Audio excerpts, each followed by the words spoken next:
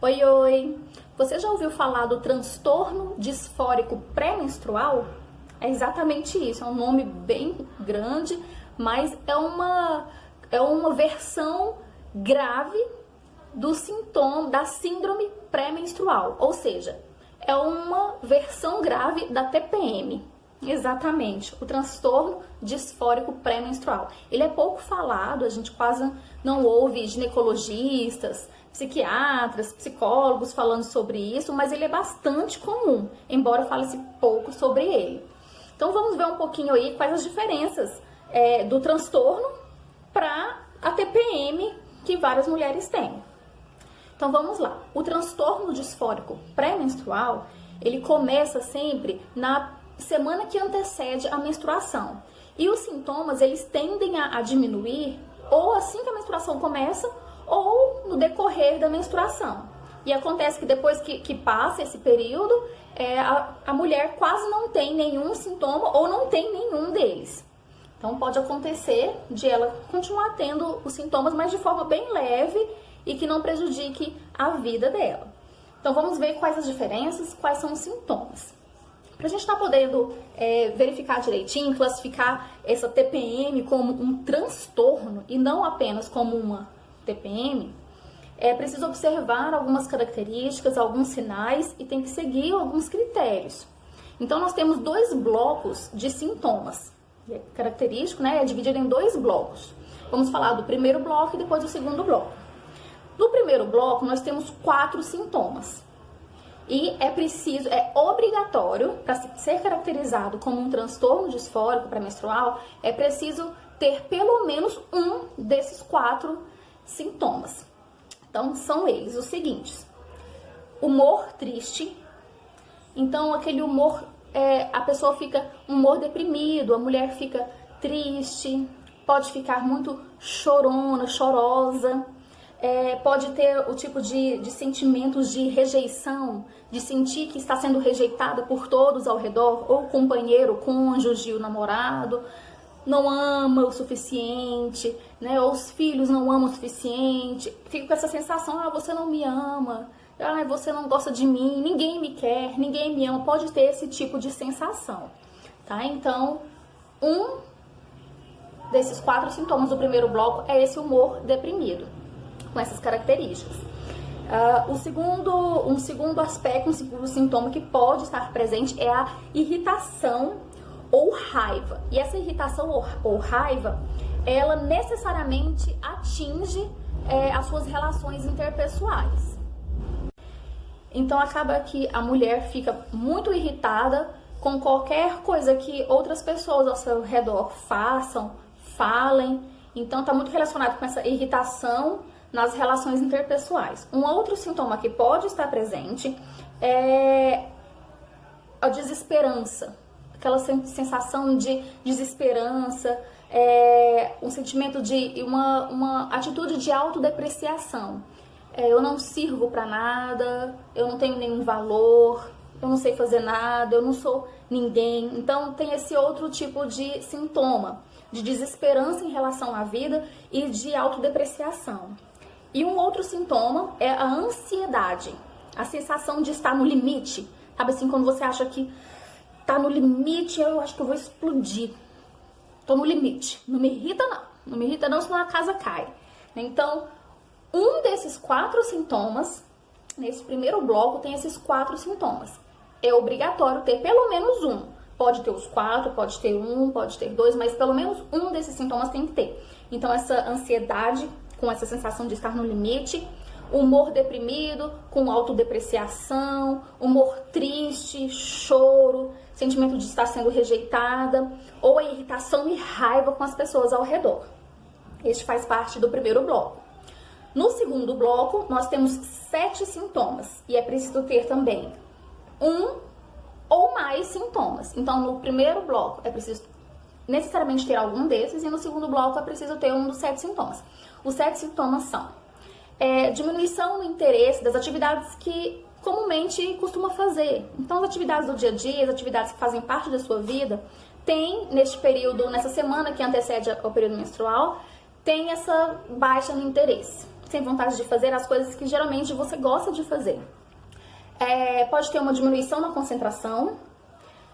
Outro sintoma, fadiga ou uma sensação de perda de energia, alteração no apetite. E quando eu falo alteração, é para mais, né? Então, ou pode ficar como uma leoa, querendo comer tudo que vê à frente, ou alguns objetos, alguns alimentos em específico, como por exemplo o chocolate, que é o que a gente mais vê por aí, né? Então, chocolate, doces. Tem mulheres que falam, nossa, vou menstruar, eu tô perto de menstruar, tô agoniada, querendo comer doce, querendo comer chocolate. Então, não necessariamente chocolate, tô citando esse porque é o que a gente mais ouve. Mas pode ser alimentos no geral ou alimentos específicos. Alteração no sono, ou para mais ou para menos, ou pode ficar muito sonolenta ou com insônia. O sentimento de estar se sentindo sobrecarregada ou fora do controle, emocionalmente fora do controle, sentindo o peso que está sendo sobrecarregada, tudo sou eu, tudo eu tenho que resolver, é tudo pra cima de mim. Então é essa sensação de não estar conseguindo lidar com as atividades, com as obrigações normais do dia a dia. E um outro sintoma, os sintomas físicos. Pode ter um excesso de inchaço, tanto nas articulações quanto muscular. Pode ter ganho de peso. Tem mulheres que relatam que realmente engordam, né, ganham peso no período menstrual. E também dores nas mamas, né, de estar assim, com aquela sensação de que ela está extremamente inchada. Então tem que ter pelo menos também um desses outros sintomas. Existem relatos, né, comprovados também, não só relatos, não só achismo, mas é comprovado que mulheres que usam anticoncepcional via oral têm uma diminuição, uma queda nessas queixas, apresenta queixas menores.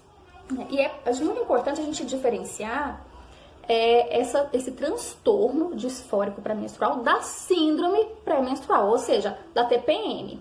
Porque pode ser que você olhe e fale, nossa, eu tenho todos esses sintomas. Eu fico inchada, eu me sinto mais gorda, eu fico irritada, eu não consigo dormir ou eu durmo demais, eu fico agoniada querendo comer doce, querendo comer massa, eu fico com pouca concentração, baixa concentração, me sinto triste, me sinto um lixo, enfim, eu sinto todos esses sintomas. Mas é preciso verificar direitinho se isso faz parte de uma TPM ou se isso faz parte de um transtorno. O fato de você sentir tudo isso tem que ser avaliado a intensidade, como que todos esses sintomas se manifestam na sua vida. Você sente tudo isso ou quase tudo isso, mas consegue se relacionar bem com os filhos, até dar uns gritos de vez em quando com as crianças, com as pessoas ao redor, mas consegue lidar com a situação. Ou você sente esses sintomas e as pessoas simplesmente não suportam, não conseguem se relacionar com você e você com elas. Então tem que ver a intensidade de tudo isso, né? Então não basta dizer, eu sinto tudo isso, agora eu tenho um transtorno, né, pré-menstrual que está qualificado juntamente na mesma área, no mesmo bloco dos transtornos depressivos, né? Então é preciso ter esse cuidado, né? Então, eu tenho tudo isso, nossa, eu tenho um transtorno, né? Então, não, peraí, você tem tudo isso, mas como que tudo isso tem afetado a sua vida nessa semana que antecede a sua menstruação? Na semana que antecede a sua menstruação, você tem que ficar quase que isolada, porque não dá para se relacionar com você?